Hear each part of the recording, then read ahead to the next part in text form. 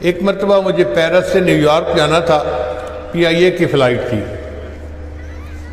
قدرت کی بات ہے کہ میرے ساتھ والی سیٹ پر ایک انگریز لڑکی آ کر بیٹھ گئی۔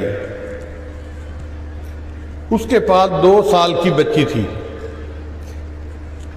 میری عادت ہے میں عام طور پہ فلائٹ میں کھانا نہیں کھاتا، اور وہاں تو کھانا انہوں نے لوڈ کیا تھا پیرس سے، تو پتہ بھی نہیں تھا کہ یہ حلال ہے یا حرام، تو کیا کھانا تھا۔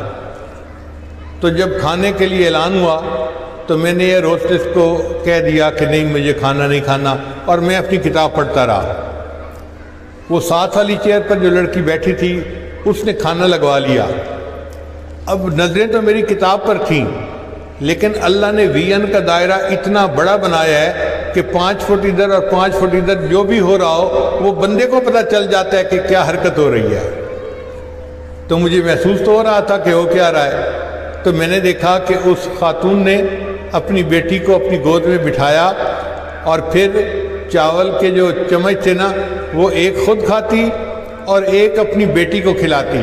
اب جب بیٹی کھا لیتی تو وہ اس کو کہتی سے تھینک یو۔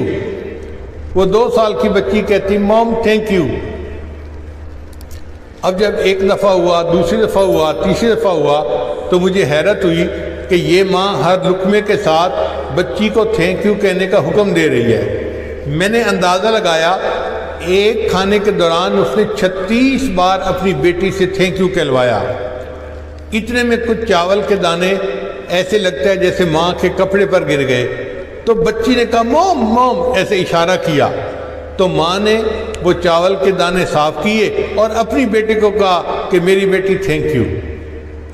اب بتائیے کوئی مسلمان ماں آپ نے دیکھی جو ایک کھانے کے دوران اپنے بچوں سے 35 مرتبہ یا 36 مرتبہ شکریہ کا لفظ کہلواتی ہو؟ ایک دفعہ بھی نہیں کہلواتے، 35 دفعہ تو بڑے دور کی بات ہے۔ اور جن کو مائیں سکھاتی ہیں پھر ان کی گھٹی میں شکریہ ادا کرنا پڑ جاتا ہے۔